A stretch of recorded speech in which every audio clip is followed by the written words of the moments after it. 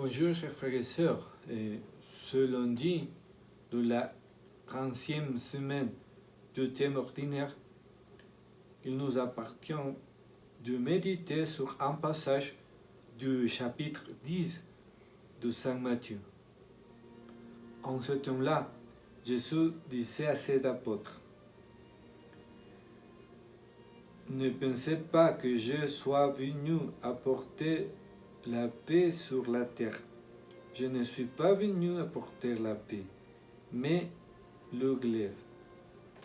Oui, je suis venu séparer l'homme de son père, la fille de sa mère, la belle-fille de sa belle-mère. On aura pour ennemi les gens de sa propre maison. Celui qui aime son père ou sa mère plus que moi n'est pas digne de moi. Celui qui aime son fils ou sa fille plus que moi n'est pas digne de moi. Celui qui ne prend pas sa croix et ne me suit pas n'est pas digne de moi. Qui a trouvé sa vie la perdra. Qui a perdu sa vie à cause de moi la trouvera.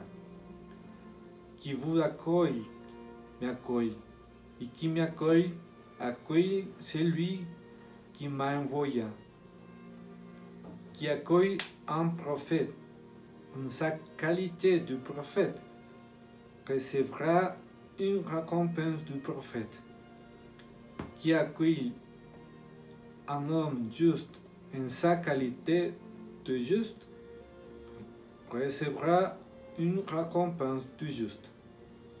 Et celui qui donnera à boire même un simple verre d'eau fraîche à l'un de ces petits en sa qualité de disciple, amen, je vous le dis, non, il ne perdra pas sa récompense. Lorsque Jésus eut terminé les instructions qu'il donnait à ses 12 disciples, il partit de là pour enseigner et proclamer la parole dans les villes du pays. Acclamons la parole de Dieu, gloire à toi, Seigneur Jésus. Pour un chrétien, pour un disciple du Christ, la chose la plus importante doit être Dieu. Faire sa volonté, répondre à son amour miséricordieux, bien que ce ne soit pas facile. Lorsque nous sommes fidèles à la vérité et à l'amour de Dieu, le plus probable est qu'il y ait des malentendus, des critiques, des attaques, même dans nos propres familles. Souvent, lorsque nous cherchons à briser les habitudes ou les structures familiales parce que nous réalisons qu'elles n'aident pas le chemin en Dieu, cela peut devenir une bataille très difficile. Je crois que nous cherchons tout à ce que nous est cher, notre famille et nos amis. Suivre le chemin du Seigneur, mais bien souvent, nous ne laissons pas le Seigneur les attirer sur les chemins. Parfois, nous pouvons devenir très complaisants sur des choses qui ne sont pas correctes, ou nous pouvons devenir trop rigides ou accusateurs.